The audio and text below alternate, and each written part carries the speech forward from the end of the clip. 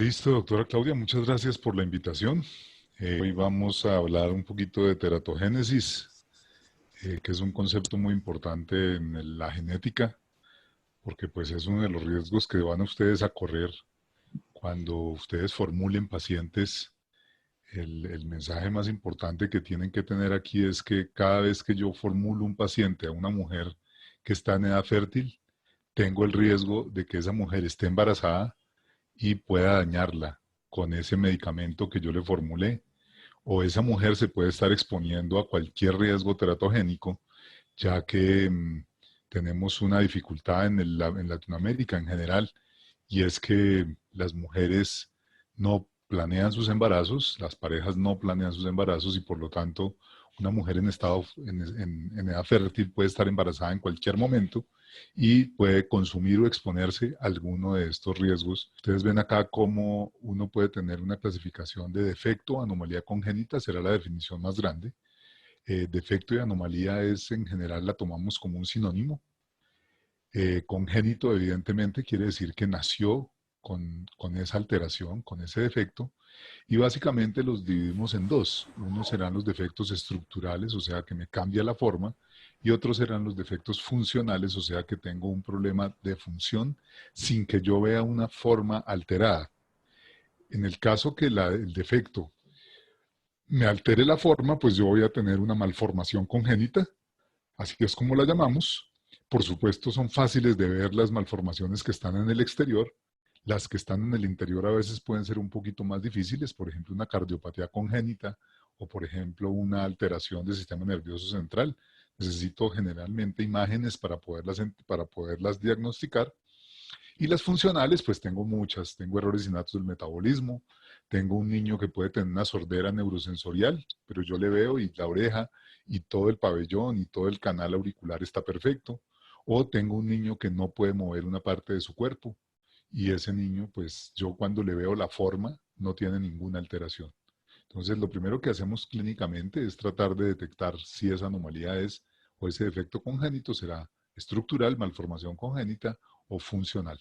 Por supuesto que pueden haber una mezcla de ambas cosas. También recordarles que dentro de los defectos congénitos, algunos de ellos son poco frecuentes, tienen una frecuencia menor a 1 en 2000. Entonces, a eso lo llamamos enfermedad rara. No todos los defectos congénitos son enfermedades raras, ni todas las enfermedades raras son defectos congénitos. Recuerden que hay enfermedades raras que le dan a los adultos, o sea que son enfermedades adquiridas, como por ejemplo el síndrome de Guillain-Barré o alguna de esas enfermedades neurodegenerativas. Pero por supuesto que sí hay defectos congénitos que son enfermedades raras, como la microtia, no tener oreja o tener la oreja muy pequeña, y otros que no lo son, como el síndrome de Down. El síndrome de Down es muy frecuente, es más o menos una frecuencia de 1 en 700, o sea que en Bogotá nos nacen más o menos unos 10 niños con síndrome de Down mensualmente. Así que pues es muy importante que recuerden esto de su curso para que lo tengamos en cuenta ahora que vamos a ir hablando de la teratogénesis. ¿Cuál es la causa de las anomalías congénitas? Los que quieran tener una especialidad en donde no se hayan descubierto muchas cosas, pues la genética es una de las especialidades tal vez que les va a proporcionar mayores satisfacciones. Porque si ustedes ven allí esto, miren cómo la mitad de los defectos congénitos, de las anomalías congénitas, su causa es desconocida. O sea que realmente esto es una ignorancia aterradora. No tenemos ni idea qué es lo que lo produce. Y miren que la mayor causa la llamamos poligénicas, que también tenemos muchas dificultades para saber qué es o qué causa una enfermedad poligénica, porque esto básicamente es muchos genes y además el ambiente está involucrado. Y ya las otras enfermedades monogénicas, las puras genéticas que conocemos, que es un gen alterado únicamente, 7,5%, las cromosómicas 6%, las infecciones congénitas, que esas ya serían teratogénicas, producen entre el 2 y el 3% de los defectos congénitos, las enfermedades maternas, que algunas de ellas se van a convertir en teratogénicas, porque van a tener metabolitos que van a dañar el feto, van a dañar a su propio hijo, y medicamentos que consuma la madre durante el embarazo, que también pueden dañarlo 1 a 2%. Claro, en ese 50% muy seguramente vamos a encontrar algunos teratógenos que no descubrimos, que no encontramos durante el embarazo, y vamos a encontrar pues algunas otras patologías genéticas que hasta ahora con las nuevas tecnologías estamos empezando a descubrir. Uno de los mensajes acá que les muestro, esto de enfermedad materna, medicamentos maternos, infecciones congénitas, recuerden que cómo me voy a proteger yo de los teratógenos, planeando el embarazo. Esa va a ser la estrategia fundamental, planear el embarazo. Si yo planeo el embarazo, puedo disminuir el riesgo de todas estas posibles causas, haciendo una historia familiar adecuada con un árbol genealógico, evaluando las infecciones que puede tener esa mujer y si está o no protegida contra ellas, quitándome los factores de riesgo. El objetivo acá, y eso ya es ustedes que ya están en un cuarto semestre, tienen que ser agentes de protección preconcepcional. Cuando ustedes se encuentran con una mujer en edad fértil, tienen que hablarle del proyecto de vida porque va a ser muy importante que tome una decisión de si quiere o no quedar embarazada. ¿Cuál va a ser nuestro principal problema?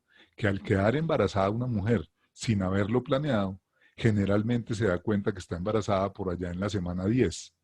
Y cuando es la semana 10 en que dice, no, eso debe ser una irregularidad, no, yo no puedo estar embarazada, eso no me puede pasar a mí, etcétera, etcétera, todas las películas que se hacen las mujeres o las parejas que están con el riesgo de quedar en embarazo, entonces se demoran en tomar la prueba de embarazo, pero durante esas 10 o 12 semanas iniciales no se protegieron de los factores de riesgo teratogénicos. Entonces ahí tenemos un grave problema. Si la mujer no sabe que está embarazada, vamos a tener el espacio más riesgoso, que son las 8 primeras semanas, desprotegidas. Y esa mujer posiblemente está consumiendo alcohol, está consumiendo sustancias psicoactivas, se está exponiendo a infecciones que pueden dañar el bebé. Así que ahí tenemos un grave problema. Definición de teratógeno. Básicamente, esta es una definición del libro. Todo agente ambiental capaz de desviar el desarrollo hacia la anormalidad. O sea, que cualquier cosa que haga que el feto, en lugar de tener un desarrollo completamente normal, lo lleve a alguna patología o lo lleve a tener potencialmente una enfermedad posteriormente, eso lo consideramos que es un teratógeno. Teratos es monstruo, así que la palabra no es muy amable, ¿no es cierto? Porque que le digan a uno que uno tuvo un hijo que es un monstruo, pues eso no está bien, ¿no es cierto? Eso es muy doloroso para una mamá que ya de por sí le están diciendo que está enfermo, pero además le están diciendo que es un monstruo, pues es algo que ya no se utiliza por ser peyorativo. Y en el fondo, pues es un agente capaz de producir anormalidades estructurales y funcionales, vieron ustedes la definición que teníamos al principio, porque algunas veces va a causar un daño que no se le va a notar al feto en su forma, pero que sí se le va a notar en su desarrollo neurológico, por ejemplo. Y todo esto sucede durante la época prenatal. Aquí tenemos representaciones antiguas de monstruos, lo que la gente creía que alguien podría hacer, y hacían dibujos fantasiosos de monstruos aterradores que podían aparecer, pero tenemos cosas muy dolorosas en donde los monstruos, entre comillas, humanos, eran exhibidos como parte de circos, y aquí vemos una mujer que tenía una fascia leonina. Esta es una hipertricosis, es una patología que en general es muy frecuente en México, es una patología recesiva, pero miren la cantidad de pelo que le sale en la cara, en la frente, en todo el cuerpo. Miren, este hombre es un francés, él tenía tres piernas que eran completamente funcionales, tenía dos juegos de genitales, las tres piernas le servía, yo no sé si los dos juegos de genitales le servía, pero por lo menos llegó a jugar inclusive fútbol. No jugaba muy bien porque, claro, una pierna le estorbaba para las otras dos, pero por supuesto lo que era exhibido realmente como si fuera pues un monstruo que le pagaba a la gente porque lo vieran. Y miren, acá arriba hay dibujos también de niños que tenían dos cabezas y cosas así. Un bebé que tenía una ictiosis y lo mostraban en los circos para ganar dinero. Y miren esta foto, pues es una foto realmente dolorosa. Esta es una niña que tiene en la espalda un gemelo parásito. Miren que se alcanza a ver una mano, se alcanza a ver un pectoral, se alcanza a ver algún desarrollo del otro miembro. Y pues es a veces cuando están muy unidos y sobre todo están comprometidos tejidos que no se pueden resecar, como la aorta o una parte del corazón o una parte del cerebro, pues simplemente este gemelo parásito tiene que dejarse ahí durante un tiempo y se puede resecar algunas partes. Pero por supuesto que es muy impresionante ver una persona así y pues hoy en día tenemos mucha más tecnología para poderlos ayudar. Bueno, cuando pensamos en agentes teratogénicos, tenemos que separarlos en una clasificación donde decimos, bueno, van a haber algunos que son biológicos, que serán infecciosos, algunos les dicen también microbiológicos. Vamos a tener otros que son físicos, la radiación o la temperatura, ¿sí?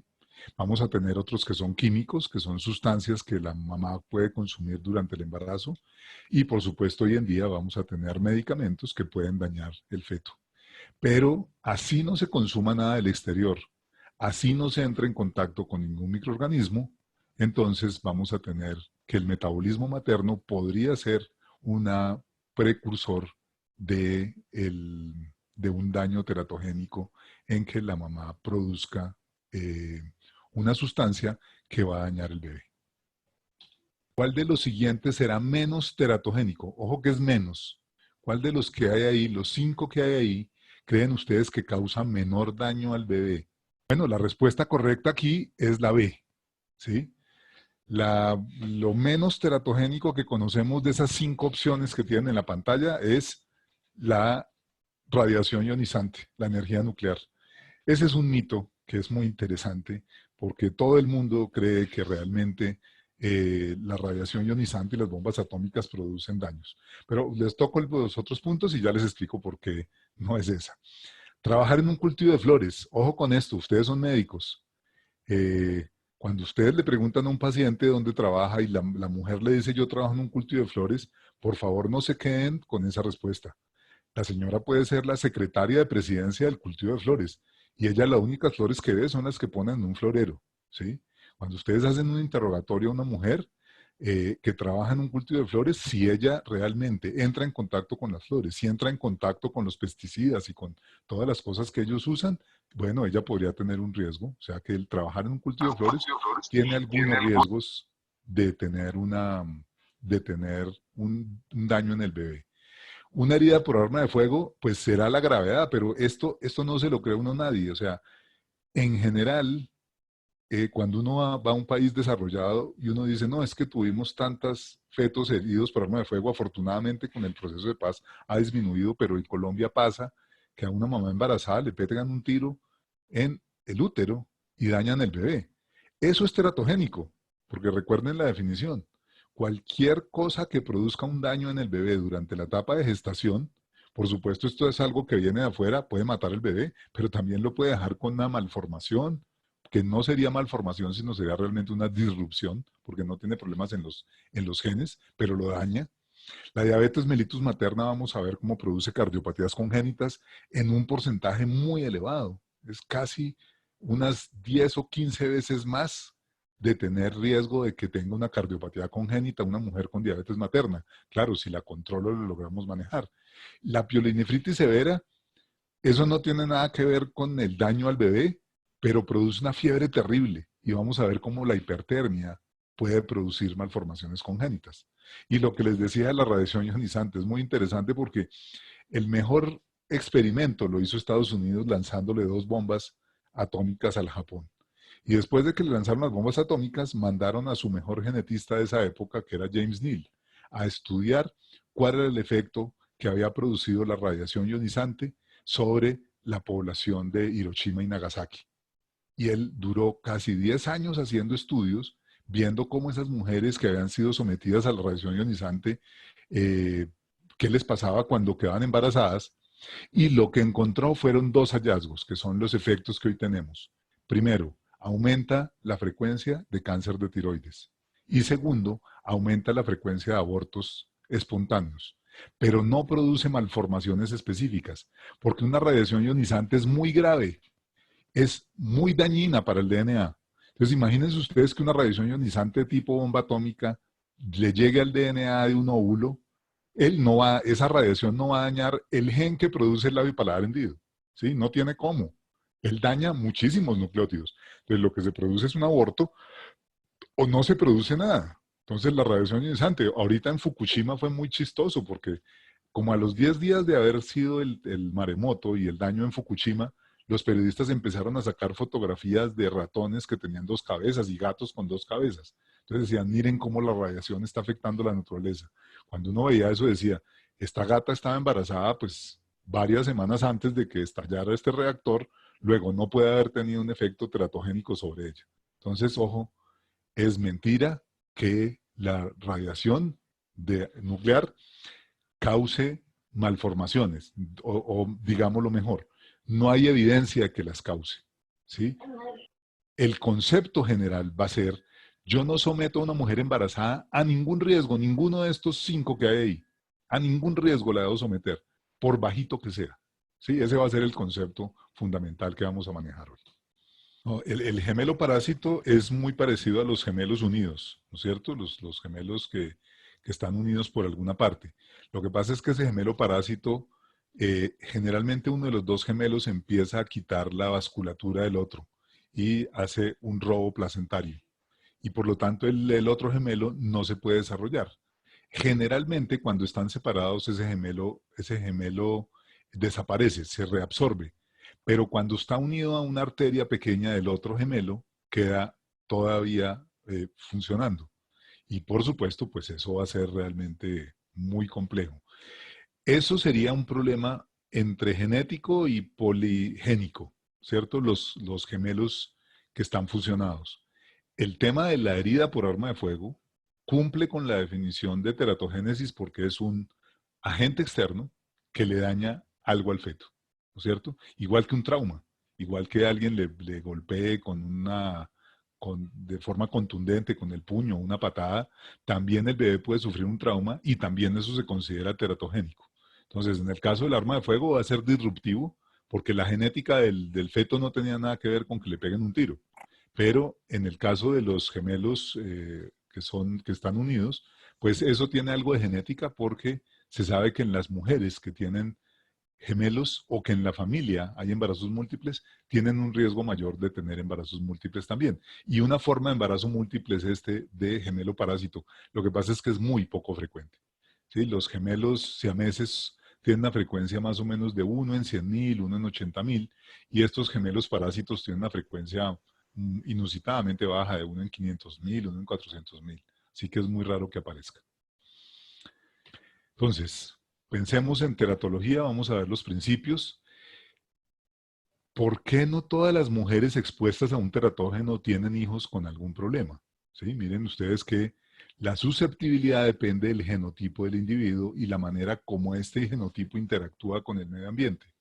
O sea que una mujer que es expuesta a la talidomida, una mujer que es expuesta al Zika, una mujer que es expuesta al toxoplasma, puede, y la mayoría tienen hijos normales, pero un porcentaje, en algunos casos pequeño y en otros más grande, van a tener un bebé con un daño. O sea que así yo me exponga al teratógeno, puede que el bebé no tenga nada, pero eso dependerá entonces del genoma o del genotipo de la mujer para responder ante ese teratógeno. Por supuesto que el tema va a ser más importante en la organogénesis. Recuerden ustedes que la organogénesis se da en las primeras 8 semanas, ¿sí? O sea que los órganos solamente se forman en las 8 semanas iniciales. De ahí en adelante solo crecen y maduran. El único órgano que sigue desarrollándose después de las 8 semanas es el cerebro. El cerebro madura hasta los 2 años de vida. Eso en las mujeres, en los hombres madura como a los 40 o 50 años si es que llega a madurar en algunas ocasiones. Pero digamos que el periodo de mayor riesgo para que un órgano se dañe van a ser las primeras 8 semanas de embarazo. Por eso les decía que si una mujer no sabe que está embarazada y está en la semana 6, es muy probable que siga consumiendo alcohol y cigarrillo porque está yendo a fiestas normalmente, si es una persona joven, o se está exponiendo en su trabajo a sustancias que pueden ser dañinas porque ella no cree que está embarazada. Entonces, ¿qué mensaje le tengo que dar yo a las personas que quieren tener un hijo? Mire, cuando quite el método anticonceptivo, considérese embarazada, porque no es cuando ya venga el retardo de la menstruación, porque cuando viene el retardo de la menstruación ya tengo 2 semanas de embarazo o más. O sea que fíjense que ahí estoy perdiendo el impacto. O sea, cuando quite el método anticonceptivo, deje de tomar, deje de fumar, deje de someterse a riesgos innecesarios. Entonces, los estadios más sensibles van a ser, por supuesto, las primeras semanas, pero tenemos un efecto curioso. Miren que las 2 primeras semanas, el efecto generalmente es de todo o nada. O sea, de todo quiere decir que se pierde el bebé o que no le pasa nada. Entonces, cuando el teratógeno llega muy temprano en el embarazo, inclusive antes de implantarse el embrión, es muy probable que no suceda nada o que simplemente se dé una pérdida y la mujer ni siquiera se da cuenta que estuvo embarazada. Pero cuando ya es mucho más adelante, como por ejemplo la talidomida, ahorita les explico un poquito más de la talidomida, pues va a tener mucho más riesgo. En general, ¿cuál va a ser el riesgo de una mujer? Primeras 2 semanas, todo o nada. O no le pasa nada o se pierde el embarazo. Durante el primer trimestre va a ser un riesgo alto. En el segundo trimestre el riesgo es muy bajo y en el tercero es casi cero. Eso pasa en casi todos los teratógenos, a excepción del Zika, que les voy a mostrar al final de esta charla. Esta es tal vez la clave de la teratogénesis. Aquí les estoy mostrando las semanas en donde miren cómo se dan las primeras divisiones, luego el blastocisto se va a implantar, luego va a empezar a crecer, se va a crear todas las semanas que ustedes vieron ya seguramente en los semestres anteriores de embriología, y miren cómo van a haber unos periodos de mayor riesgo. Las anomalías congénitas mayores se van a producir hasta la semana 8, ¿sí? O sea que si uno lo que está viendo es una anencefalia, eso se produjo durante las primeras 8 semanas. No va a poder haber, no va a ser una anencefalia producida por una infección que se produjo en la semana 32, ¿sí? A uno el cerebro no se les aparece. A uno no se le forma el cerebro por un problema genético o por un teratógeno, pero no se le desaparece. Entonces, por eso para diagnosticar que algo es teratogénico, uno tiene que documentar que ese teratógeno, esa exposición se dio en las semanas que eran. Entonces, miren cómo los defectos de tubo neural y los daños grandes del sistema nervioso central se producen en las primeras 8 semanas. Retardo mental se puede producir hasta las 16 semanas y de ahí en adelante ya va a tener muchos menos efectos, pero como el cerebro sí se está desarrollando, pues va a llegar muy adelante. En el corazón, miren cómo hasta la semana 6 es donde se producen las comunicaciones interauriculares o interventriculares. Las amelias, no tener un miembro, miren cómo se produce más o menos hasta la semana 5. De ahí en adelante se producen alteraciones de acortamiento de miembros que van a llegar más o menos a la semana 8. De ahí en adelante ya no tiene por qué dañarse el miembro. Si acaso se puede producir una deformación, porque no tiene líquido amniótico y la mano queda metida o queda encerrada en un espacio pequeño, o aparece una brida amniótica y me hace un anillo de constricción. Pero fíjense que casi que hasta la semana 8 es que pasa eso. Miren los labio y paladar hendido, se produce solo hasta la semana 8. Las malformaciones de la oreja, un poquito más porque la oreja demora más formándose y se puede dañar después de que ya está formada. Los ojos, las malformaciones graves hasta la semana 8. Ya después se puede producir un daño funcional. Y ahí ven ustedes los dientes, el paladar, etcétera, etcétera.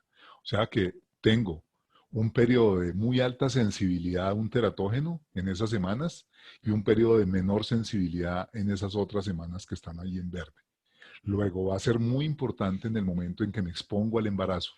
Vuelvo y repito, y a ustedes les quiero repetir muchísimas veces, porque además pues son jóvenes y van a verse enfrentados a muchas mujeres que si no están planeando el embarazo, uno de los diagnósticos que pueden tener es un embarazo.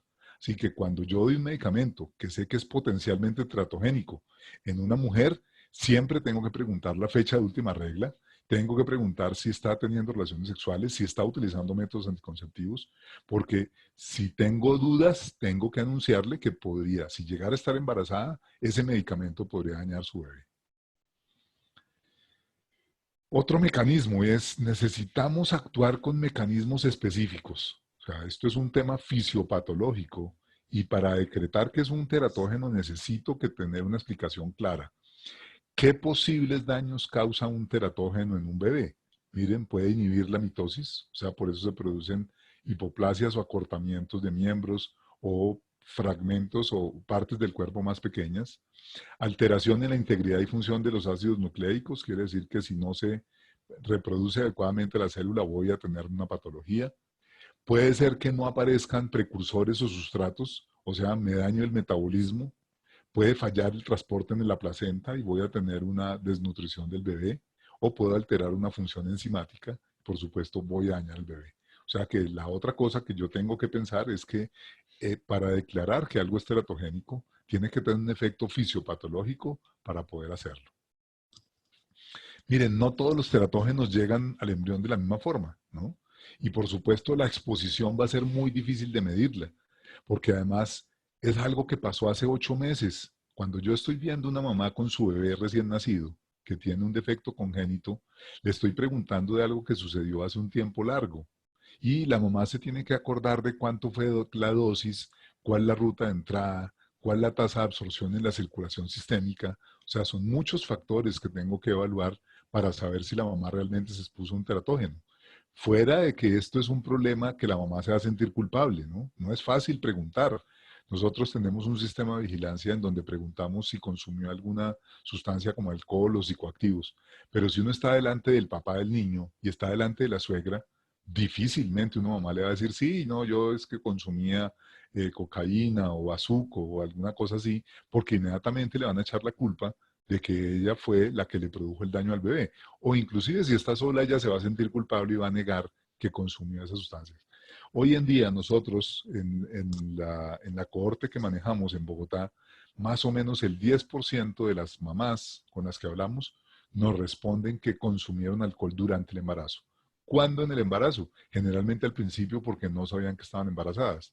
Algunas sí dicen que durante todo el embarazo y más o menos un 2 a 3% nos aceptan que consumieron sustancias psicoactivas durante su embarazo y por supuesto alcohol y tuvieron relaciones sexuales sin protección, etcétera, etcétera. Y pues ahí van a haber muchos factores de riesgo asociados a la teratogénesis. También esto está relacionado con la dosis, ¿no? ¿Cuánta exposición tengo? Si tengo una exposición muy alta, voy a tener, por supuesto, un efecto letal y voy a perder el bebé. Pero voy a tener en general una dosis que sea alta o baja, que va a tener que ver con un umbral. Es difícil saber cuál es el umbral real de cada teratógeno, pero seguramente tiene un umbral y de eso depende la susceptibilidad genética. Cosas que no tienen umbral, el alcohol, por ejemplo. El alcohol no tiene una dosis en donde yo sepa que me produzca un daño. O sea, que puede ser por 1 o 2 copas de vino o puede ser por media garrafa de aguardiente. Y como no lo sé, ¿cuál es la sugerencia para las mujeres que están embarazadas respecto al alcohol? Ningún consumo de alcohol es seguro en el embarazo. Ninguno. Ni una copa de vino, ni una cerveza, ni ningún consumo de alcohol, porque cualquiera de ellos, según la susceptibilidad de la madre a ese teratógeno, podría ser muy dañino.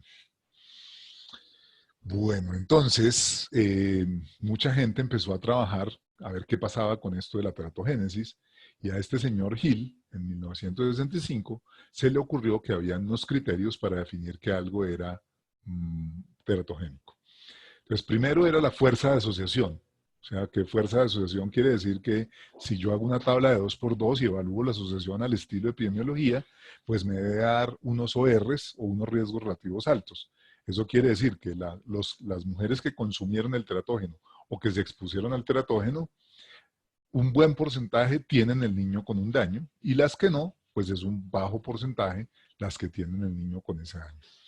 La consistencia tiene que ver, por supuesto, con la causa y efecto para que se produzca la enfermedad. La especificidad tiene que ser que yo pueda descubrir que solo una sustancia es la que produce ese fenotipo, ¿no? Porque si las mamás me dicen, no, es que consumía multivitamínicos y eso me produjo un daño, pero si yo no sé cuál es realmente, específicamente cuál es la vitamina que me producía ese daño, pues no voy a poder declararlo teratogénico. La temporalidad, lo que les decía, yo tengo que demostrar que esa mujer consumió el teratógeno, se expuso al teratógeno en las primeras etapas de su embarazo. Si eso ya fue en las últimas etapas, es muy poco probable que eso haya producido un daño en el bebé. La curva dosis-respuesta. Las mujeres que recibieron una exposición mayor deben tener un bebé con un daño mayor. La plausibilidad, esto debe tener una explicación lógica, debe tener una explicación clara. Ese es un medicamento, por ejemplo, los anticonvulsivantes que van al sistema nervioso central y allí pueden dañar al bebé. Entonces, tengo que tener una plausibilidad. La coherencia, y es que, por supuesto, la historia de la enfermedad es coherente en cuanto a que la mamá antes de consumirlo el bebé iba bien, cuando lo consumió, se expuso, el bebé tuvo un daño y más adelante yo lo puedo documentar. Claro, una de las maneras más interesantes y más fáciles de probar si un medicamento es teratogénico o si una sustancia es teratogénica es hacer experimentos en células o en animales. Primero se hacen, por supuesto, en el laboratorio en cajas de cultivo, en donde yo utilizo pues células humanas o células de diferentes especies, y luego lo puedo pasar a animales más grandes, a ratones o inclusive a primates, para saber si eso causa un daño o no en esas especies. Y por supuesto la analogía, que yo tenga un efecto similar, tenga una causa similar. O sea, que si yo digo que los anticonvulsivantes, hay un anticonvulsivante que produce un daño teratogénico, anticonvulsivantes que sean una molécula muy parecida, también van a ser importantes que causen un daño similar. ¿Listo? Entonces eso era en 1965 que se encontró esto. Miren, después de que pasaron muchas cosas en el mundo, en el 94, Shepard nos suma algunos. Que la exposición a la gente pues, es parecido al anterior, se ha comprobado en el momento crítico. Que haya 2 estudios o más epidemiológicos de alta calidad que estén encontrando la asociación. Que haya un caso clínico o un fenotipo muy, muy preciso. O sea, yo puedo decir, tomó este medicamento o se expuso a tal virus y lo que tuvo fue tal defecto congénito. Piensen en el más fácil de entender tal vez. Zika, microcefalia, ¿sí? O otro que es rubiola con catarata congénita o con un daño en los ojos o con cardiopatía congénita. ¿Listo? Y que la exposición ambiental sea rara, o sea, pues yo tengo que encontrar realmente un factor que si eso tiene una frecuencia de 1 en 20.000, 1 en 15.000 o de 1%, por supuesto la exposición ambiental es rara para un defecto raro. Y finalmente en el 2017, Krauer nos propone otras dos adiciones a estos criterios. Una es la exclusión de explicaciones alternativas. O sea, yo no tengo ninguna otra explicación a lo que estoy viendo en el teratógeno. En el Zika, por ejemplo, en Brasil, empezaron a hablar que eso era un tema de una sustancia que le dan a las vacas para acabar con algún agente microbiológico y que eso era lo que estaba produciendo realmente la microcefalia en esa región. O sea que yo no puedo tener otra teoría que me explique también lo que estoy viendo en los niños. Y uno muy importante que es la cesación. Cuando yo quito el teratógeno del ambiente, los casos disminuyen en la población. O sea, desaparecen esos defectos congénitos o se disminuye su frecuencia. Y yo le incluiría estos dos. Aumento significativo de la frecuencia de un defecto congénito en un sistema de vigilancia. Recuerden que hoy en día en Colombia tenemos el Civigila y el Civigila tiene una ficha específica para defectos congénitos. Por lo tanto, ¿cómo hacemos para encontrar un defecto congénito? Tenemos que utilizar los sistemas de vigilancia en salud pública para que podamos tener una línea de base, saber cuál es la frecuencia de base de un defecto congénito y saber que en algún momento, en algún mes o en algún periodo del año, esa frecuencia súbitamente empezó a crecer. Y ahí me da una alarma para yo decir, uy, aquí puede haber un posible teratógeno actuando.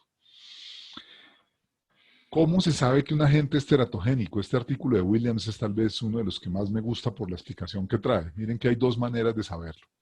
Una es haciendo estudios epidemiológicos o clínicos. ¿Qué es lo que yo quiero probar? Que la sustancia A causa B. O sea, que el medicamento causa un defecto congénito específico. Con un estudio epidemiológico, con un estudio clínico, yo puedo encontrar una correlación. Es el típico médico o ginecólogo que me dice, oiga, tan raro, yo nunca había visto que les faltara, que tuviera microftalmía, o sea, ojos muy, muy pequeños, y de un momento para acá, de hace un mes para acá, estoy viendo muchos niños con microftalmía. Eso llama la atención. Eso sería un análisis clínico. Un estudio epidemiológico es, mi sistema de vigilancia me empieza a decir que hay más microftalmía de la que yo estaba viendo los meses anteriores. Otra forma de estudiarlo será estudios mecanicistas. Entonces, si yo pruebo una sustancia si yo pruebo una sustancia en un experimento y me doy cuenta que en los ratones produce microftalmía, yo digo, uy, ¿qué tal que esta sustancia también produzca microftalmía en los humanos? Entonces, ¿qué hago? Hago una hipótesis mecanística, en donde yo digo, bueno, eso debe producirlo por tal cosa, y por lo tanto lo que hago es explicarlo con un mecanismo. Cuando yo ya tengo pruebas de correlación epidemiológica, clínica, y puedo explicar el mecanismo, ya entonces yo aseguro que A causa B. El medicamento causa microftalmía. Miren que entonces están muy asociados con los criterios. Estos que están marcados en azul aquí, como la temporalidad, la fuerza de asociación, etcétera, tienen mucho que ver con los estudios epidemiológicos, mientras que los que están marcados en rojo con M, pues serán analogías, experimentos en animales, plausibilidad biológica, que tienen que ver con las explicaciones fisiopatológicas. No es tan fácil realmente llegar a saber que un agente es teratogénico. Miren lo que pasó en los años 60. Este señor de aquí, que se llama William McBride, es un ginecólogo. El tipo empezó a notar que la talidomida, que era un medicamento que utilizaban las embarazadas para quitar la sensación de náuseas y vómito, y también porque era sedante. Entonces, pues ese malestar les quitaba el malestar y además las hacía dormir, entonces se tranquilizaban. Era un medicamento tan usado que cuando a las mujeres se les preguntaba qué tomó durante su embarazo, no declaraban que habían tomado talidomida. Es como hoy el Dolex. Si ustedes van a una consulta y les preguntan, ¿está tomando algún medicamento? Uno no dice, no, me tomé 3 Dolex hace 2 semanas. No, eso, el Dolex no lo considera como un medicamento que contar en una historia clínica. Este señor empezó a encontrar eso y miren lo que publicó en Lancet en 1961. Publicó una carta al editor y en la carta al editor al final se pregunta, oiga, yo estoy viendo que le faltan brazos y piernas a los niños que consumieron este medicamento. Él le pregunta a los lectores, ¿alguno de ustedes ha visto este tipo de anormalidades en las mujeres cuando toman esta droga durante el embarazo? Y luego también publicó estas fotos ya con un genetista y miren, encuentra 52 niños malformados con este fenotipo. Esto tenía una cantidad de nombres comerciales, miren, Disatral, Sofneton, Neurocedin, Isomin, etcétera, etcétera. Entonces, era muy vendido. A este señor casi lo matan por esto. Lo trataron muy mal, lo vituperaron, trataron de acabar con su carrera porque esto se vendía millones y millones de dólares de este medicamento y decir que era teratogénico, pues lo que hacía era que había que sacarlo del mercado. Ahí sí que tuvo una prueba perfecta y es que cuando lo sacaron del mercado, la frecuencia de estas focomelias que ustedes ven acá disminuyeron de manera muy importante. Miren la típica focomelia, que es como una manito en forma del miembro superior de la foca, por eso se le dice así, pues y hoy en día tenemos una gran cantidad de personas en el mundo que tienen como pues unos 60, 70 años que fueron afectadas por la talidomida y hoy en día todavía les están pagando pues derechos por haberles hecho este daño sabiéndolo. Pero no todas las epidemias son así, de que haya miles de niños afectados. Miren esta epidemia que nosotros descubrimos en el Valle del Cauca. Estos 4 niños nacieron con sirenomelia, ¿sí ven? Tienen una sola pierna, no tienen genitales. Ahí les amplío un poquito. No tienen genitales. Miren, están unidas las piernas. Esta es una sola pierna y esta sí se alcanza a ver que tiene huesos separados. No tiene genitales. Estos niños mueren rápidamente porque no tienen riñones. Probamos en este artículo que esto fue una epidemia de 4 casos. Entonces, cuando uno encuentra esto, uno empieza a estudiar esto. ¿Qué debe encontrar? Primero, persona, ¿cierto? Los 4 niños evidentemente tienen la misma malformación, eso es obvio, ¿sí? Segundo, el tiempo. Miren que ellos nacieron entre el final del 2005 y el principio del 2004, perdón, y principios del 2005. Nacieron muy cercanos, Pero lo importante no es cuándo nacieron, lo importante es cuándo se concibieron. Miren cómo los 4 que tuvieron sirenomelia se concibieron en 4 semanas prácticamente. Luego, recuerden que el teratógeno actuó fue aquí, no cuando nació. Si a esos niños no se le unieron las piernas cuando nació, a esos niños no se les separaron las piernas, o sea que sucedió en las primeras semanas de embarazo. O sea que si hubo un efecto teratogénico, tuvo que haber sido en el 2004, entre abril y junio o julio del 2004. Por lo tanto, es muy difícil estudiar ese tema. El otro factor que uno tiene que estudiar es el espacio. Miren que las 4 mujeres vivían en la misma comuna de la ciudad de Cali. Los que conocen Cali, aquí está la cordillera, este es todo Cali y aquí va pasando el río Cauca, ¿no? Muy probablemente la mejor hipótesis que teníamos era que en el río Cauca puede haber algún contaminante en ese momento que haya producido una elevación de la frecuencia de las sirenas. En Cali deberían nacer una sirena cada 5 años y aquí nos nacieron 4 sirenas en 3 o 4 o máximo 4 meses. El glaucoma es muy importante diferenciarlo, ¿no? O sea, una cosa es el glaucoma adquirido, que es muy frecuente en la población, y otra cosa es el glaucoma congénito.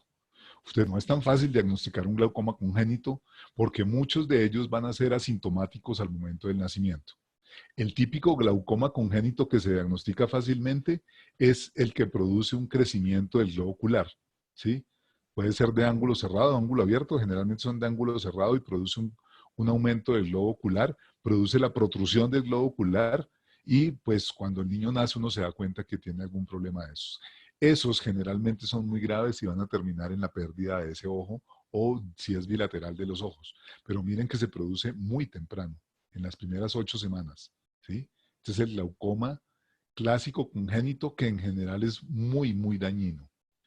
Podrían haber algunos glaucomas más tardíos que, aunque sea congénito, tengan un mejor pronóstico porque se produce por el cierre del flujo del líquido intraocular, que eso sí puede ser tardío. Eso puede ser además por un trauma, puede ser por otros factores que pueden ser tardíos, pero el glaucoma que se produce tempranamente en general es muy grave. Cuando alguien es mordido por una culebra, tiene que reportarlo al Civigila y es una obligación de cualquier trabajador de la salud. Cuando nace un niño de bajo peso al nacer y es a término, cuando hay cáncer de mama o cuello, etcétera, etcétera. Todos estos eventos, y miren que son muchísimos, o sea, miren, ahí sigo pasando, son casi 50 y pico de eventos, el Zika es uno de ellos, que hay que reportar obligatoriamente. ¿Qué tiene que ver los defectos congénitos? Efectivamente existe un evento para defectos congénitos. Eso quiere decir que, y aquí les voy a mostrar la ficha, esta es la ficha 215, miren la ficha. Cuando se hace una ecografía, esta es la primera hoja, que es los datos básicos, y esta es la segunda hoja donde son los datos específicos. Les muestro aquí. Miren que yo tengo que reportar si hubo diagnóstico prenatal o postnatal. Miren que yo tengo que reportar si el niño nació vivo, muerto o no ha nacido. O sea, desde el momento de la ecografía, los ginecólogos deberían reportar a la ficha 215 que encontraron un niño con defecto congénito. ¿Dónde se reporta más? Realmente es al momento del nacimiento. Los pediatras en eso son muy juiciosos, porque cada vez que encuentran un niño con defecto congénito, le hacen aquí la descripción. Miren que uno tiene que poner o defectos metabólicos que incluye el hipotiroidismo, o defectos sensoriales, que será por supuesto sordera o ceguera, que son los más frecuentes, o malformaciones congénitas. Todo niño menor de 1 año que vaya a un servicio de salud, no importa que sea crecimiento y desarrollo, cirugía, hospitalización, urgencias, consulta del pediatra común y corriente, y le encuentran un defecto congénito mayor, deben reportarlo a la ficha 215. Mi trabajo desde hace muchos años es efectivamente analizar la información que le llega a Bogotá y a Cali respecto a los defectos congénitos. Entonces nosotros tenemos una página, que se las muestro aquí también. Es una página muy viejita, pero ya logramos conseguir dinero para hacer una más moderna, porque pues, realmente esta se ve un poco viejita. Pero miren, si ustedes entran acá al boletín, van a encontrar los resultados desde el 2011 de cuál es la frecuencia de los defectos congénitos en Bogotá y en Cali. Y si entran aquí a un boletín, miren lo que encuentran. Van a encontrar que en Bogotá, les muestro más bien los por subgrupo, Lo más frecuente fue malformación congénita cardíaca. Nacieron en un año, miren que nacieron 490 niños que encontramos con cardiopatía congénita, 165 con síndrome de Down, o sea, más de 10 por mes nacieron en Bogotá con síndrome de Down. Labio leporino, 107 niños nacieron durante un año en Bogotá, son muchísimos niños, y algunos de estos son por efectos teratogénicos. Entonces, Colombia, y realmente en eso somos líderes, Colombia tiene un sistema de vigilancia de efectos congénitos que nos compete a todos. O sea que cuando ustedes están haciendo el rural o el internado, o son médicos generales en un pueblo perdido, o en una ciudad intermedia, o en una ciudad grande, y les llega un niño al consultorio de menor de un año con un defecto congénito, deben reportarlo a esta ficha 215. Bueno, entonces ahora sí, ya que vimos los mecanismos y vimos los criterios, miremos quiénes son los teratógenos que realmente nos interesan. Entonces vamos a ver cuáles son los que está probado que son teratogénicos. Bueno, y la talidomida es clarísima, la warfarina, que es para mantener la anticoagulación, miren que hay antimaláricos, vitamina A, ácido retinoico, que se utiliza mucho en el acné, los antituberculosos. Por supuesto el storch, ¿no? O sea, los microorganismos que causan sífilis, toxoplasma, herpes, pueden ser teratogénicos. La diabetes materna. Los japoneses encontraron que el mercurio en una bahía por allá en Japón, que derramaba mercurio todo el tiempo, es teratogénica. El aumento en la temperatura de las mujeres, la fiebre muy alta o estar en una temperatura muy alta. El alcohol, el tabaco, la cocaína. Esto está probado definitivamente que causa daño en los bebés. O sea, de esto no hay duda. La asociación está probada. Miremos algunos ejemplos. El síndrome de alcohol fetal. Esto, como les decía, no tiene límite en cuanto a la dosis. O sea, que puede ser una dosis muy baja o muy alta. Miren que tengo talla baja, temblor, hiperactividad, retardo en el desarrollo psicomotor, microcefalia, pero lo principal, un filtro muy largo. Miren este filtro, ¿sí? Miren desde la nariz hasta la boca y un labio superior muy delgadito, típico de un niño que tiene una síndrome de alcohol fetal. Y lo otro que tiene es que la apertura palpebral es muy pequeña, ¿sí? Del borde interno al borde externo es mucho más corto de lo normal en las tablas. Entonces, esas características me hacen ver que esa mamá tuvo un síndrome de alcohol fetal y va a ser un niño que va a tener un retardo que puede ser inclusive a veces moderado, o sea, es realmente grave y va a dejar a este niño en condición de discapacidad. En Colombia, curiosamente, lo encontramos menos de lo que uno espera, pero es tal vez porque no lo estamos buscando. En México realmente es un problema de salud pública, es aterrador, porque en México me han mostrado videos en donde hay pueblos donde hacen competencias de ver cuál es la mamá embarazada que más consume alcohol. ¿Sí? Hacen un concurso y le dan un premio a la que más cerveza se tome en la menor cantidad de tiempo. Pero tiene que estar embarazada la señora. Entonces, pues imagínense, eso es criminal, exponer así a estas mamás. La cocaína fetal me produce un daño muy importante en la placenta, por supuesto. Eso va a crear un retardo en el crecimiento intrauterino. Y miren cómo genera infartos cerebrales, defectos renales, atrés intestinal, muchos daños que causa la cocaína fetal, inclusive cuando se consume en segundo trimestre. O sea que madres adictas a este tipo de psicoactivos, pues hay que tener realmente mucho cuidado con el daño en el feto. La hidantoína, la mayoría de anticonvulsivantes van a producir alteraciones en el feto. Van a producir, miren, labio y paladar hendido, cuello corto, hernias, miren este niño tan afectado. Y ahí el médico, el neurólogo, tiene que tomar una decisión con el ginecólogo. Recuerden que uno no le puede decir a nadie que no puede tener hijos. Eso es un problema individual o de pareja. Uno lo que hace es decirle, mire, el riesgo que tiene de tener tal problema es tanto, pero eso sí, cada persona tomará la decisión. O sea que, miren, ácido valproico, este es uno de los más comunes, coartación aórtica, un daño cardíaco, defectos del cierre del tubo neural, uñas hiperconvexas. Miren esta niña, como tiene ahí unas facies raras, tiene un poquito de hipertelorismo, los ojos muy pequeños, entonces causa daño. ¿Qué hago con eso? Pues balancear y decirle a la mamá, vamos a tratar de cambiar de anticonvulsivante o de utilizar la dosis menor posible en usted para que no la afecte en su síndrome convulsivo y su bebé no se vea dañado. Así que, pero claro, ¿qué más le tengo que decir a esta mamá? Que quite los otros factores de riesgo. Una mamá que toma ácido valproico, pero que además se mete sus traguitos en los fines de semana, pues estoy sumándole otro factor de riesgo que me va a aumentar el posible daño en el bebé. Los retinoides.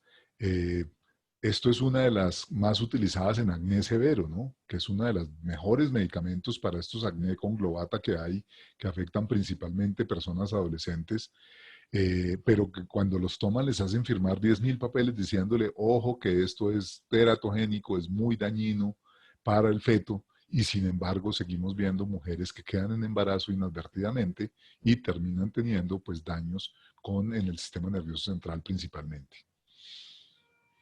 La warfarina, pues si yo tengo una mamá que tiene un problema en la coagulación y tengo que mantenerla anticoagulada porque me está haciendo trombos, pues nada, tengo que buscarme otras opciones.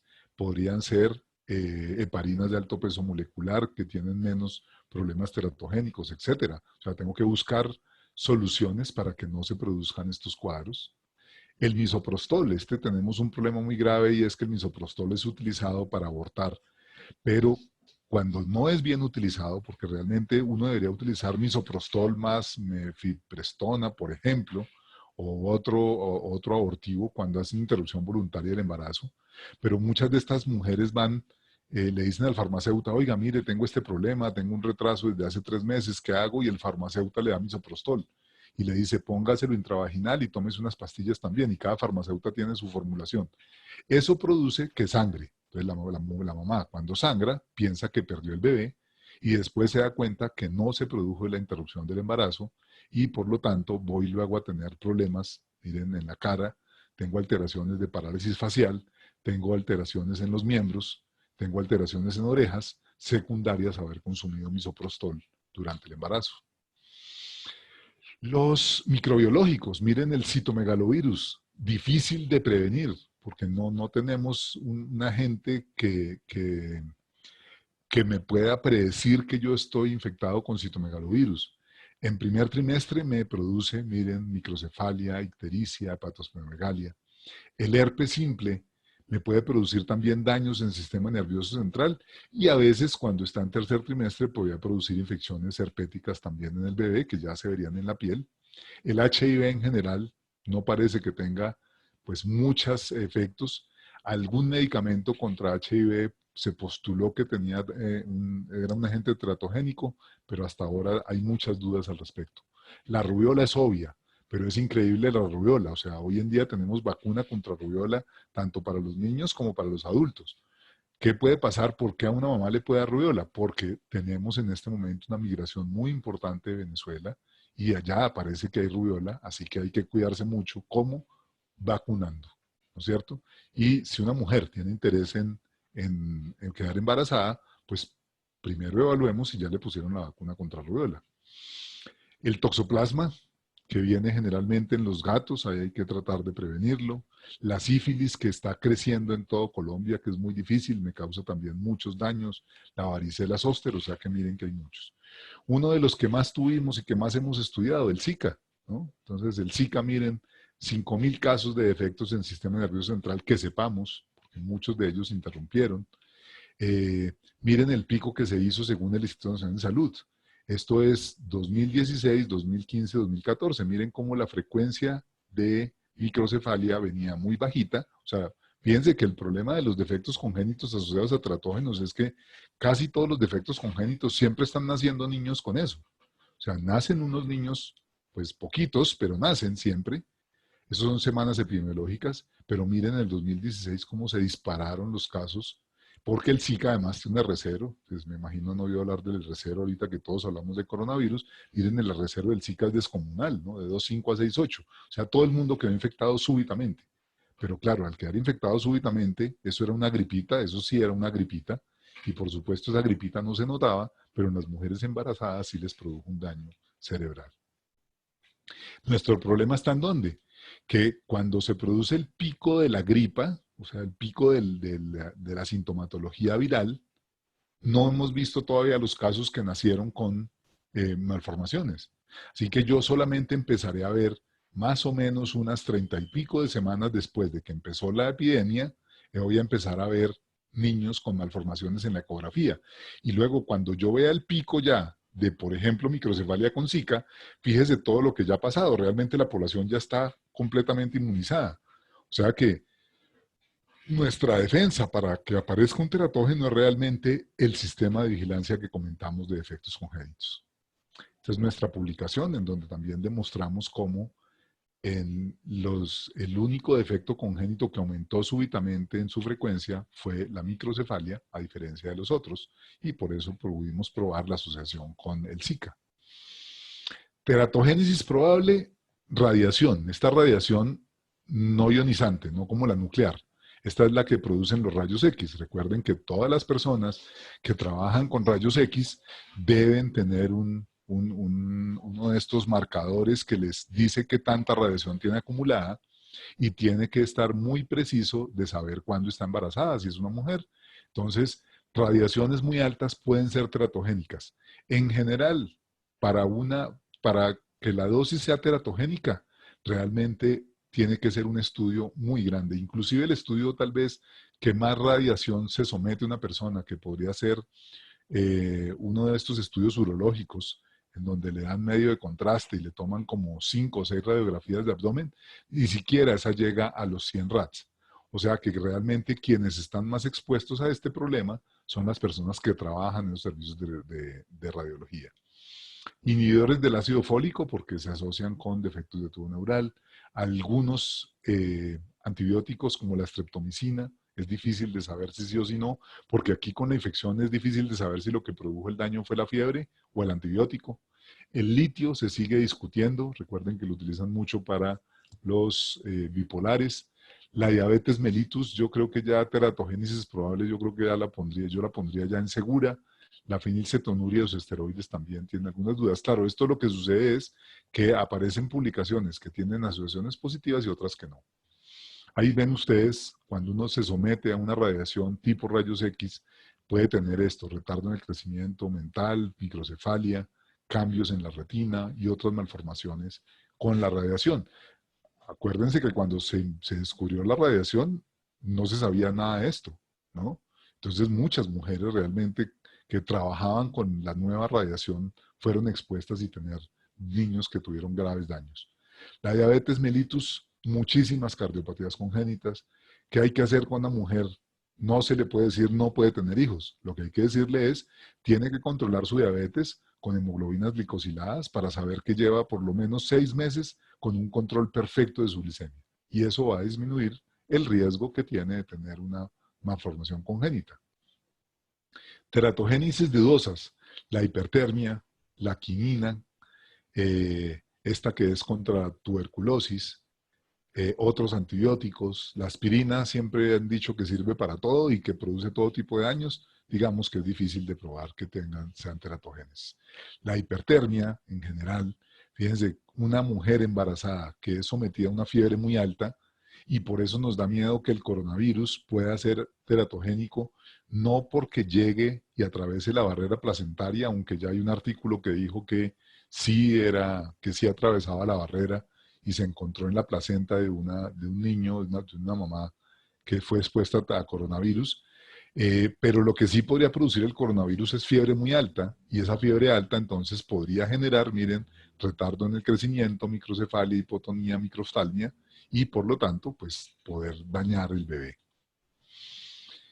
Improbable, los antihistamínicos, las irradiaciones diagnósticas pequeñas, inmunizaciones, vacunas, muy raro, no parece que van a producir eso, hipoxia, anestésicos. En general, hay muchos que son más mitos que otra cosa, incluyendo lo que les preguntaba al principio, como la energía nuclear.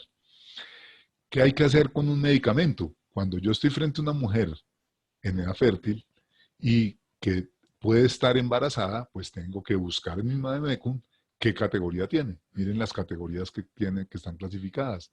Los de A tienen estudios controlados en gestantes que no demuestran riesgo para el feto y son seguros. O sea que esos medicamentos los puedo yo suministrar durante el embarazo y no pasa nada. Acetaminofén, ampicilina para una infección en primer trimestre de embarazo, no pasa nada. Los B, en animales no demuestran riesgos, pero existen estudios controlados en mujeres gestantes que sí se acepta, pero con algún riesgo. Los categoría C No tienen estudios. En animales han demostrado originar malformaciones, pero luego en humanos no. Recuerden que cuando uno hace estudios en animales, generalmente pone dosis muy altas. Entonces, si con dosis muy altas produce malformación, pero en humanos no, uno no está tranquilo y por eso es que le ponen la categoría C. Categoría D, hay evidencia de riesgo fetal, pero ahí uno dice, no, a esta mujer, por ejemplo, un anticonvulsivante, pues puede ser más dañino quitar el anticonvulsivante que dejarlo y que produzca algún problema en el bebé. Y por supuesto las X ya tienen riesgos probados y son definitivamente contraindicados durante el embarazo, como alguno que hemos nombrado aquí. ¿Cómo saber que una epidemia entonces es teratogénica? Tenemos que vigilar. Y ese es mi otro mensaje. Recuerden, el primer mensaje que quiero dejarlos es planeen los embarazos. Tanto ustedes, porque esto no es para los pacientes, ¿no? Esto también es para la vida de ustedes. Tanto ustedes, y estoy hablándole a ambos, a los hombres y a las mujeres, planeen los embarazos, que cuando yo planeo que quiero quedar embarazado, entonces tengo posibilidades de disminuir los riesgos. Y luego vigilen, ¿sí? O sea, necesitamos que los que hacen ecografías vigilen que no aparezcan defectos congénitos, los que evalúan a los niños recién nacidos vigilen que no hayan defectos congénitos para poder estar pendientes. Inclusive hasta niños de 5 años, porque podría uno tener un efecto teratogénico escondido, como una cardiopatía congénita que no se ha diagnosticado tempranamente. Miren quién describió los efectos teratogénicos. La rubiola, un oftalmólogo, la talidomida, un genetista y un obstetra, y el Zika fueron dos neuropediatras brasileras que eran mamá e hija que se encontraron en su casa en un almuerzo. Y dijeron, oiga, yo tuve una microcefalia muy severa, la otra también dijo lo mismo, y dijeron, ¿y qué cosa había ahí rara? No, habían tenido Zika, eso fue lo que nos dijeron. Y ahí fue que se empezó el análisis. ¿Qué común denominador tiene eso? Que si alguien como un neuropediatra descubre algo teratogénico, recuerden cuánto se demora una mamá en conseguir una cita con un neuropediatra aquí en Colombia. ¿Sí? Cuando eso pasa, ya es que ha pasado mucho tiempo. Y no ha pasado mucho tiempo por la edad del niño, sino por los 9 meses que hubo de embarazo. O sea que es muy tarde para darse cuenta.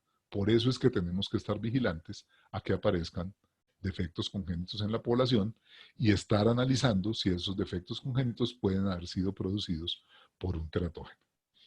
Existen algunos medicamentos para el lupus que sí son teratogénicos, como el metrotexate, por ejemplo. Entonces, lo que se hace con una mujer que tiene lupus y que quiere quedar embarazado, definitivamente es un embarazo de muy alto riesgo. El lupus, pues habrán por supuesto unos lupus súper agresivos y otros lupus que se manejan de manera más, que tienen mejor pronóstico. También el lupus se exacerba, ¿no? Entonces, hasta donde recuerdo mi reumatología, creo que el lupus en el embarazo se atenúa, pero en algunas mujeres puede suceder cualquier otra cosa. Entonces, parece ser que el lupus per se no es teratogénico, pero algunos medicamentos sí. Así que el reumatólogo en unión con un ginecólogo, y por eso lo más importante es planear el embarazo. Esa mamá definitivamente quiere con su pareja tener un bebé. Luego, lo que quiere ella es que le digan cuál es el riesgo de tenerlo con algún problema.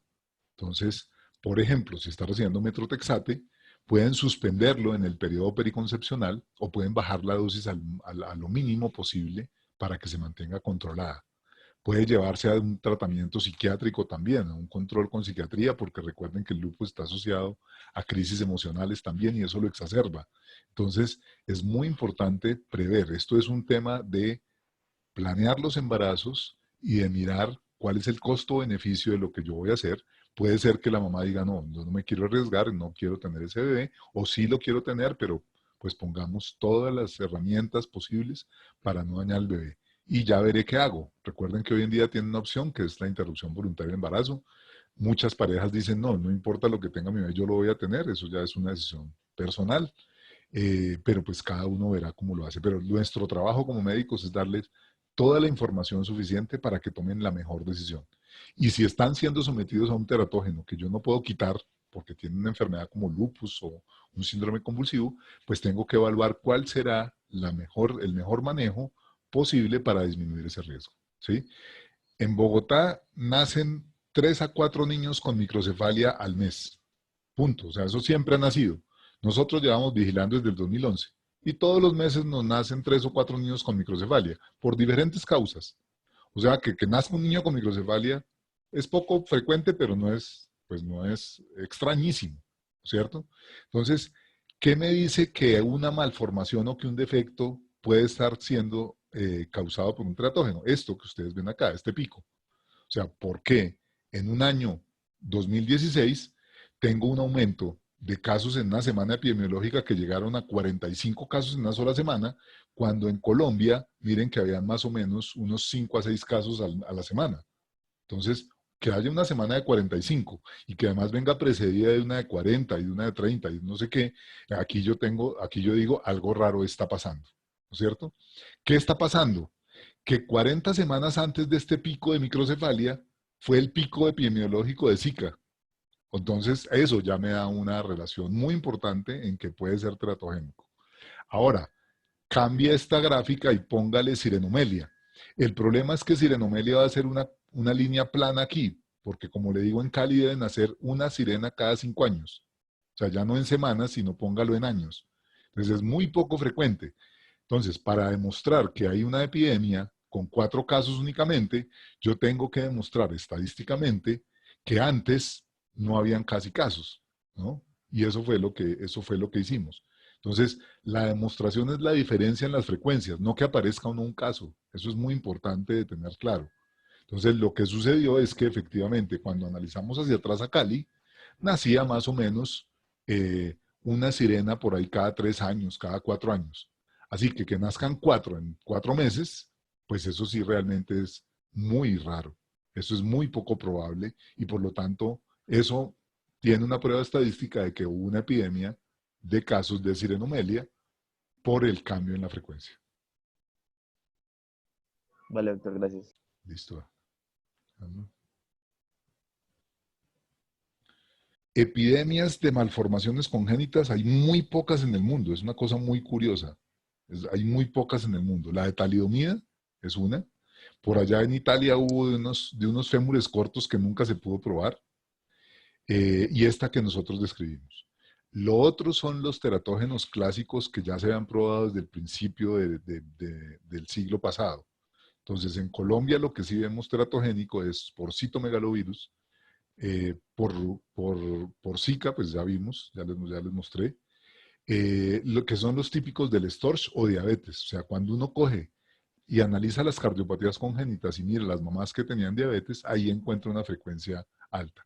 O sea que aquí, la que no estamos viendo, les decía, es la de alcohol fetal, pero todos estos que les mostré, en general uno puede detectarlos en la población con cierta facilidad. Cosa triste porque realmente nosotros en la educación básica y secundaria deberíamos estar, los profesores deberían decirle eso a las mamás o a todos los estudiantes para que trataran de prevenir. O sea, la gente no tiene tan claro que el alcohol es dañino, que el cigarrillo es teratogénico, que algunos medicamentos, ¿sí? Entonces, esos normales los vemos con relativa facilidad. Los otros es muy difícil de probar, o sea, es que aquí nos preguntan mucho, es que claro, eso debe ser que están fumigando con no sé qué insecticida. Entonces, o nos llaman, una vez nos llamaron de un pueblo donde siembran cebolla, que es en Aquitania, en Boyacá. No, es que aquí hay muchísimos niños malformados, eso tiene que ser por el glifosato. Entonces uno llega al pueblo y revisa los nacimientos, revisa cuántos casos hay de niños con malformaciones y encuentra que la frecuencia es del 1,5 al 2%. Eso es lo esperable en cualquier población.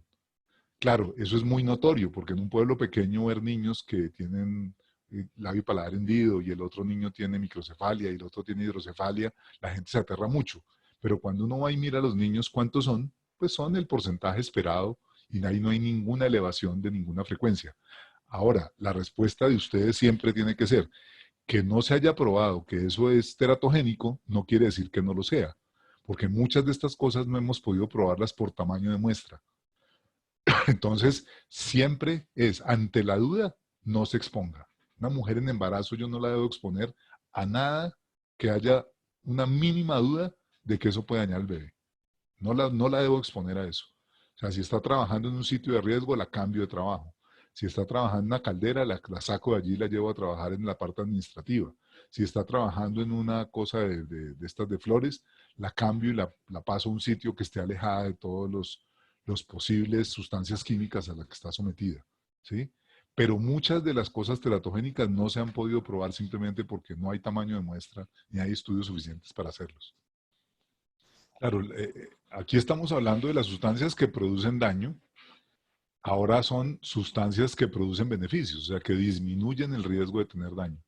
De las pocas cosas en el mundo que se sabe que tienen un beneficio para las mujeres en gestación es el ácido fólico. Desde el ácido fólico hay que consumirlo por lo menos 3 a 6 meses antes de quedar en embarazo. 3 a 6 meses antes, no 15 minutos antes ni 20 minutos antes, ¿no? Es muy importante. Por lo tanto, ahí, ¿cómo hago para hacer eso? Pues tengo que planear el embarazo, porque si no lo estoy planeando, pues no voy a saber que tengo que empezar a tomar ácido fólico. ¿Cuánto ácido fólico? 400 microgramos. Todos los días, una tableta diaria de 400 microgramos, 3 a 6 meses antes. La reducción del riesgo de tener un bebé con anencefalia, espina bífida o encefalocele es casi el 50%. O sea que las mujeres que toman ácido fólico tienen la mitad del riesgo de tener un bebé con defecto de tubo neural que las que no consumen. Pero eso es suplementar. Eso quiere decir que la mujer tiene que tomárselo y eso a veces puede ser complejo porque aunque el ácido fólico vale muy poquito, puede que la mujer no esté preparada. Entonces, ¿qué hacer? Entonces, lo que se puede hacer es fortificar, coger un alimento de uso masivo y ponerle ácido fólico y así uno obliga a todo el mundo a consumir ácido fólico, finalmente no le hace daño a nadie. Para uno intoxicarse con ácido fólico, pues necesita como, yo qué sé, como medio kilo de ácido fólico diario. O sea, no es fácil intoxicarse con ácido fólico y no pasa nada. Entonces, lo que han hecho los países es ponerle ácido fólico a alimentos de consumo masivo. En Colombia lo tenemos en la harina de trigo. No está hecho para prevenir defectos de tubo neural, porque está hecho realmente es para prevenir anemia en niños, pero funciona.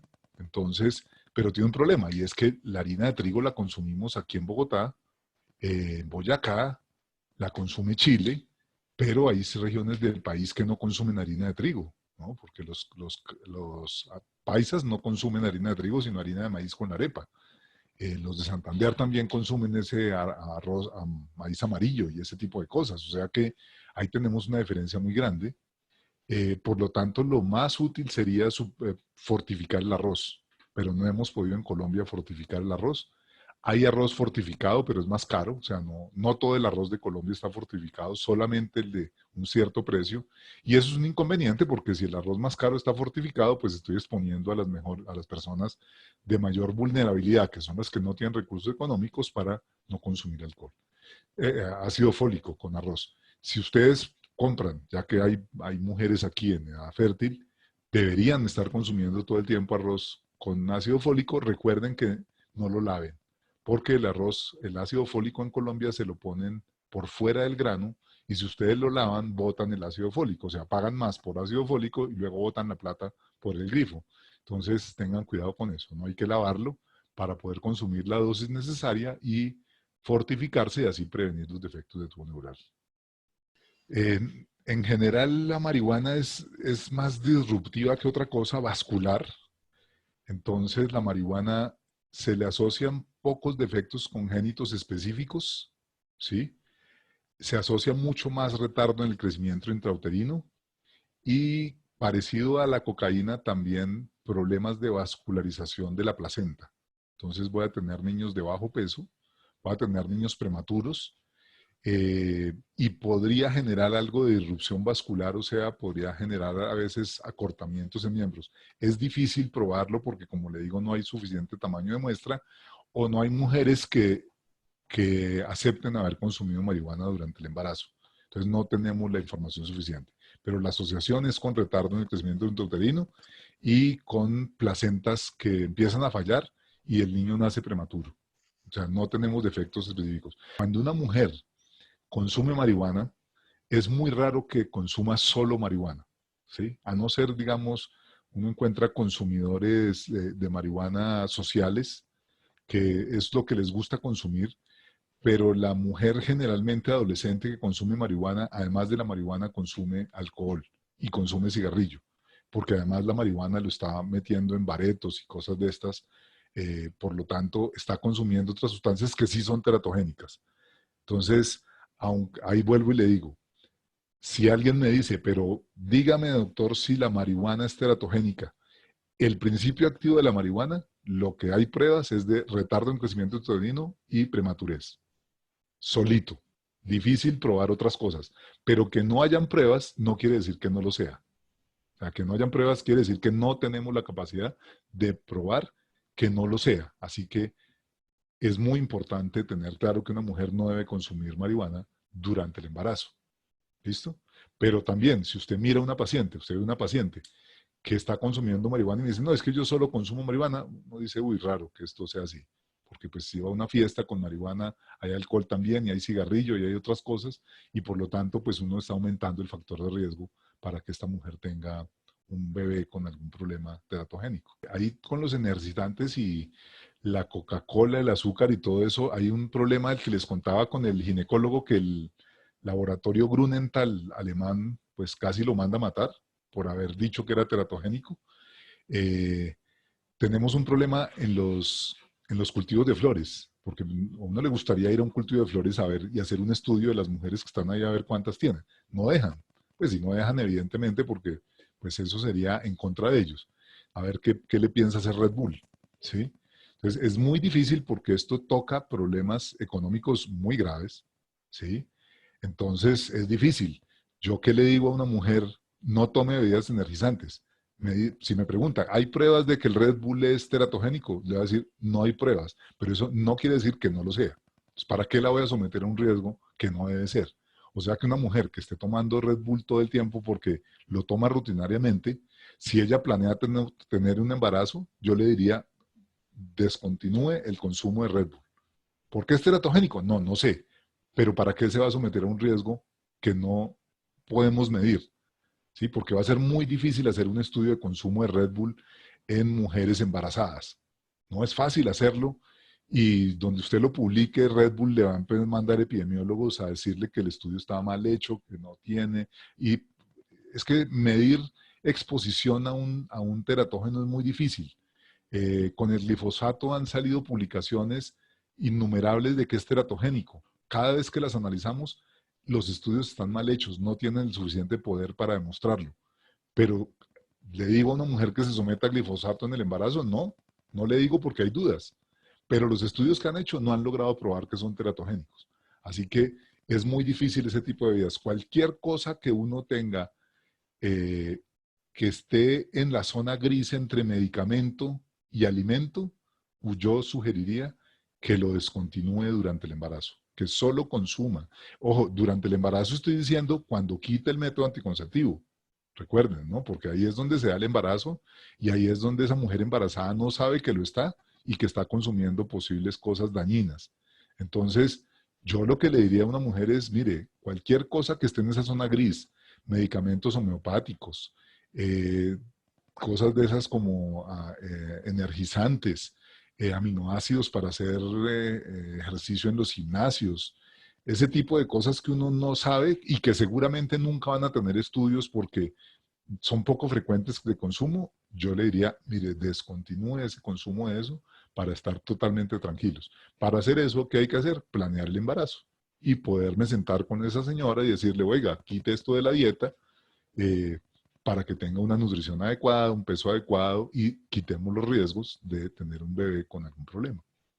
El embarazo muy temprano, además de ser un drama aterrador, de estar muy cercano a la violación, etcétera, etcétera, no tiene de base un efecto teratogénico. O sea, si ustedes piensan en sus abuelas, sus bisabuelas tenían hijos desde los 3 o 14 años y pues eso, lo que pasa es que de los 10 que tenían se morían 3, ¿no? Pero se morían era de infecciones. Eh, pero de base, una niña por ser joven no tiene un efecto teratogénico. Podría tener un efecto deformativo si es una niña de 8 o 7 años, porque el tamaño del cuerpo restringe el crecimiento. Eso podría generar una restricción de crecimiento intrauterino y podría generar también una deformación por efecto de tener poco líquido en el útero y no poder crecer normalmente. Podría ser. pero es muy raro, tiene que ser niñas muy, muy jóvenes, de 7, 8 años, que además es todo un drama, pues que una niña de esa edad quede embarazada. Pero de base no tienen efectos transmisores. El problema, y vuelvo a decirlos, porque ustedes son población de riesgo y ustedes van a tener que atender población de riesgo, es que una mujer adolescente, joven, digamos, de 12, 13 años, que quede embarazada, uno sabe que además puede estar sometida a otros factores de riesgo. Toca evaluarlos. Porque entonces una mujer, por ser adolescente, no tiene un riesgo mayor de tener hijos con defectos congénitos. Pero el problema es que las adolescentes son un costal de factores de riesgos, porque consumen sustancias psicoactivas, consumen alcohol, tienen relaciones sin protección, tienen riesgo de infecciones de transmisión sexual, están malnutridas o por obesas o por desnutridas.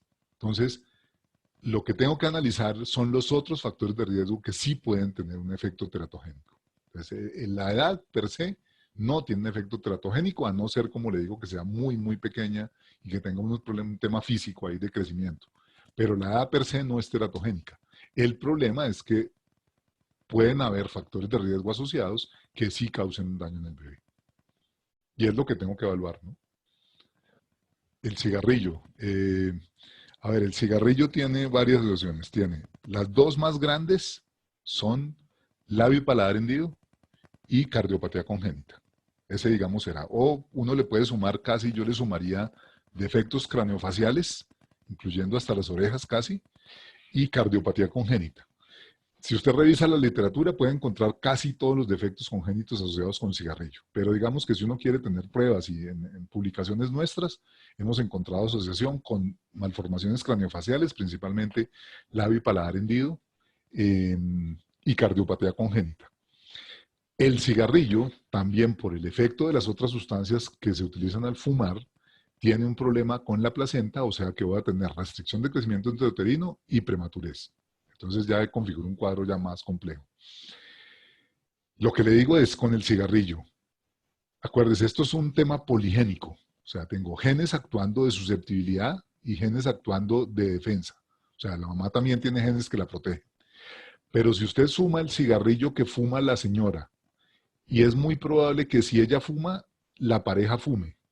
Entonces ahí tengo más cigarrillo porque el efecto del cigarrillo de segunda mano se ha medido con exactitud y es idéntico al de fumar ella misma. ¿Listo? Y por lo tanto, entonces lo que tengo es un efecto aditivo. O sea que si yo tengo alcohol más cigarrillo, ya estoy sumándole para tener un posible labio paladar hendido. Y si usted va y evalúa a esa mujer y hace un árbol genealógico y se encuentra que tiene un primo en segundo grado con labio paladar hendido, ya ahí le estoy sumando otro factor más. Entonces, esas sumas chiquitas son las que me terminan produciendo un fenotipo de labio paladar hendido. Entonces, no solo el cigarrillo es el factor, sino por eso es tan importante una historia clínica que incluya la historia familiar. Recuerden que uno tiene que saber con quién se está casando, con quién está teniendo hijos, bueno, casando también si alguna vez se quieren casar, pero uno tiene que saber con quién va a tener un hijo, ¿sí? Y es muy importante, tenemos un problema con las embarazadas aquí en Bogotá de adolescentes que han disminuido, pero cuando hicimos el estudio de un año, y las embarazadas adolescentes que demandaron, el 15% de las que demandaron, ese no era el papá. O sea, ni siquiera sabían quién era el papá. Entonces, ahí tenemos un problema muy complejo. O sea, la recomendación es, por favor, si va a tener un hijo con alguien, pregúntele los datos básicos, el nombre, la dirección, el teléfono, alguna cosa, pero además pregúntele la historia familiar de enfermedades. Entonces, usted dice, no, es que yo tengo una paciente o yo fumo muy poquito, realmente me fumo 2 cigarrillos o 3 cigarrillos solo los fines de semana. Pero además si usted le suma que su pareja tiene un labio y paladar hendido en un primo hermano, y además usted le suma que está metiéndole más alcohol y le suma que está tomando algunos otros medicamentos para otra cosa o le dio una fiebre en las primeras 8 semanas, ahí es donde se produce el efecto teratogénico. Entonces, por eso les insisto, yo a una mujer embarazada no la expongo a ningún riesgo por bajito que sea, por bajito que sea. Que es que hay dudas de que la Coca-Cola, los chinos dijeron que la Coca-Cola podría producir, listo, no tomemos Coca-Cola, por lo menos durante el embarazo, ¿sí? Entonces es muy importante eso, pero efectivamente el cigarrillo tiene un efecto directo de labio y paladar hendido, craneofaciales y cardiopatías. pero se asocia con muchas más otras cosas.